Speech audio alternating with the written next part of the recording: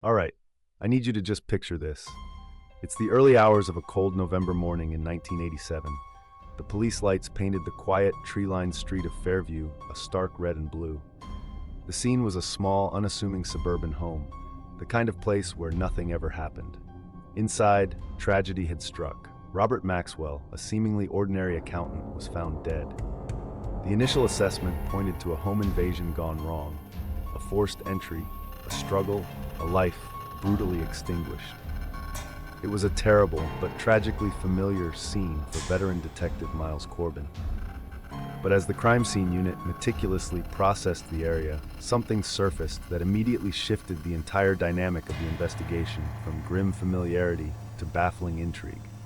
Tucked beneath a heavy, overturned armchair in the living room, almost as if it had been deliberately placed to be found, was a small, folded piece of paper.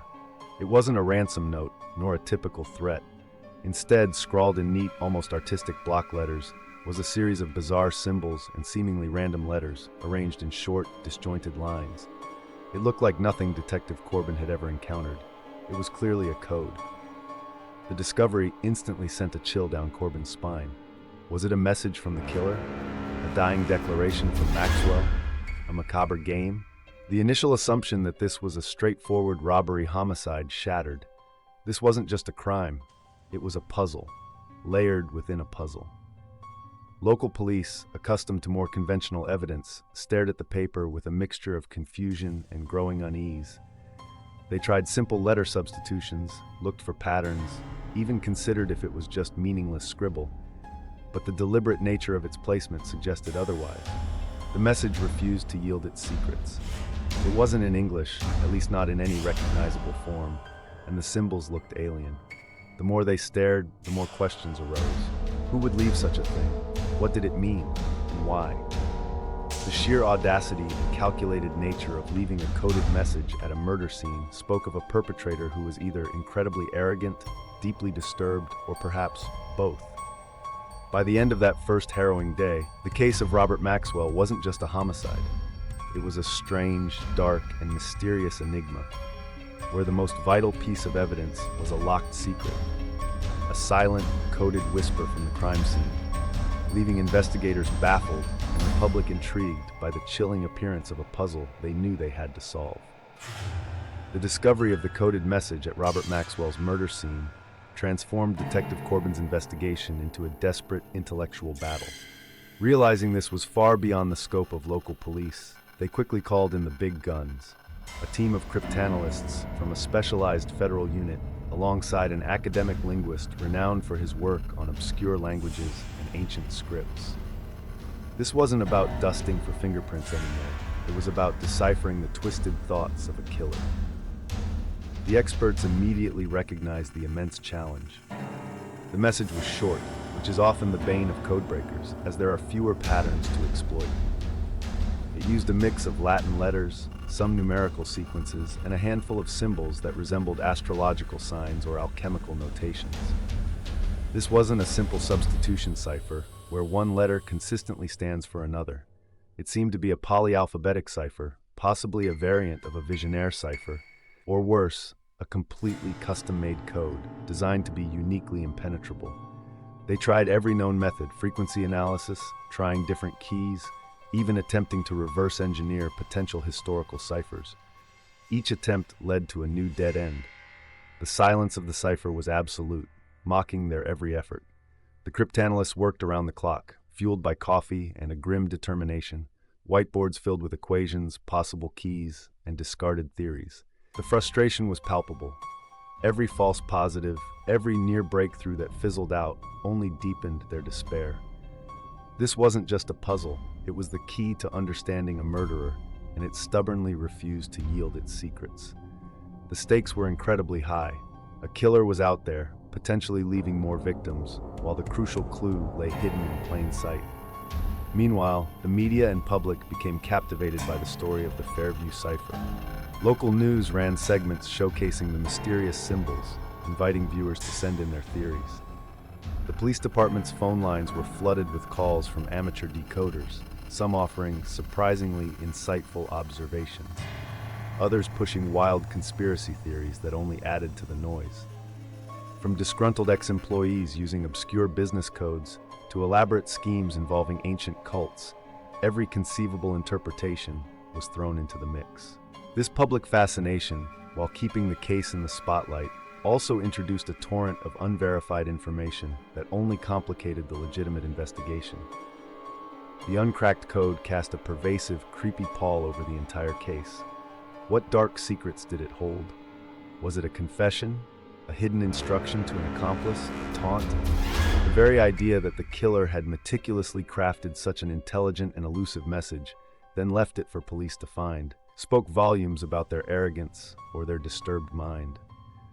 The cipher wasn't just evidence, it was a psychological weapon, an unsettling taunt from an unknown perpetrator who seemed to delight in their intellectual superiority. As weeks turned into months, the code remained stubbornly unbroken, a silent testament to the criminal's cleverness or twisted genius. The case of Robert Maxwell, initially a shocking murder, had now transformed into an enduring cold case, where the vital clue was literally hidden in plain sight, mocking investigators, and leaving the community with a chilling sense of an unresolved, strange, dark, and mysterious enigma. As the initial surge of detective work and cryptographic analysis eventually stalled, the case of Robert Maxwell and its baffling cipher began its slow, agonizing transition into a cold case. The brilliant minds brought in to crack the code had exhausted every avenue, and with no new leads or external developments, the active investigation gradually wound down. The file, thick with reports, forensic analyses, and countless failed decryption attempts, was quietly moved into the archives, a frustrating testament to a crime that mocked every effort to solve it. The uncracked message remained the haunting, central piece of this unsolved mystery. Was it a confession, detailing the killer's motives? A coded instruction to an accomplice, revealing a larger criminal enterprise?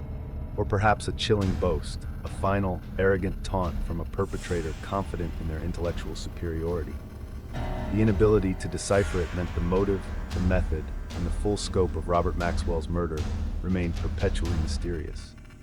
It left investigators with a gnawing feeling that the answer was literally in their hands, locked away behind a barrier of symbols and letters they couldn't penetrate. For Maxwell's family, the uncracked cipher was an added layer of torment.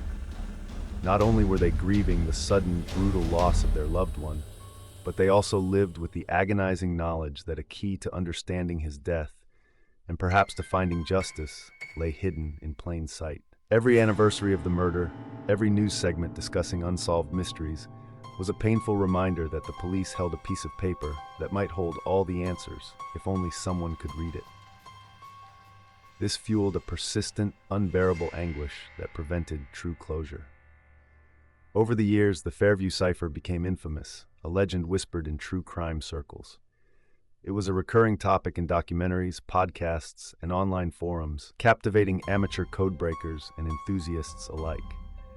Its intricate nature and persistent resistance to decryption cemented its status as one of the most baffling criminal enigmas. The code itself took on an almost mythic quality, transforming Maxwell's murder into a truly strange, dark, and mysterious urban legend, proof that some criminals possessed a chilling level of cunning. Even decades later, debates raged. Was it truly a sophisticated cipher? Could it be a random scribble misinterpreted by overwhelmed police? Or was it a deliberate, intricate hoax designed to mislead? These discussions only deepened the allure of the case, ensuring that the cipher, even in its silence, continued to haunt the memory of the crime. It was a constant, creepy reminder of secrets still buried, of a killer who had left a taunting message that, despite decades of effort, refused to speak. For nearly 30 years, the Fairview cipher remained a silent, taunting riddle in the cold case file of Robert Maxwell's murder. Decades passed, detectives retired, and new generations of investigators inherited the frustrating enigma. The case had become one of the nation's most infamous unsolved mysteries, its strange, dark, and mysterious code whispered about in true crime circles, seemingly destined to remain unbroken. Then, in the spring of 2017, the silence finally cracked. The catalyst wasn't a confession or a new piece of physical evidence, but a radical leap in computational cryptography. Dr. Eleanor Vance, a brilliant but eccentric computer scientist at a prestigious university, had been fascinated by the Fairview cipher since she was a teenager. For years, she had worked on it as a personal project, developing a new algorithm that employed advanced pattern recognition and artificial intelligence, far beyond the capabilities of the 1980s. Eleanor's software began analyzing the code, not just for letter frequencies, but for subtle shifts in symbol usage, spacing anomalies, and even tiny, almost imperceptible inconsistencies in the killer's handwriting that could betray a hidden structure. After weeks of processing, the algorithm flagged a small, recurring sequence of numbers. When Eleanor cross-referenced this sequence with publicly available almanacs from 1987, she noticed a horrifying pattern. The numbers corresponded to specific dates, and those dates aligned precisely with local news reports of minor, seemingly unrelated incidents that had occurred in Fairview in the months leading up to Maxwell's murder. A vandalized public park, a small arson, a missing pet. The moment of breakthrough was both exhilarating and chilling. Eleanor's algorithm confirmed that these numbers were acting as a key, shifting the polyalphabetic cipher in a highly complex and unique way. With this key, the initial part of the cryptic message began to yield a terrifying string of words. It wasn't a confession, not directly. Instead, it was a chilling boast, a taunt written by a calculating mind. The silence is mine. New order begins. Watch. This partial decryption immediately sent shockwaves through the renewed true crime investigation. Detective Miles Corbin, now long retired but still haunted by the case, wept openly when he heard the news. The new information transformed their understanding of the killer. This wasn't a random home invasion gone wrong. This was a calculated act, a prelude, a terrifying declaration from a serial offender who felt untouchable.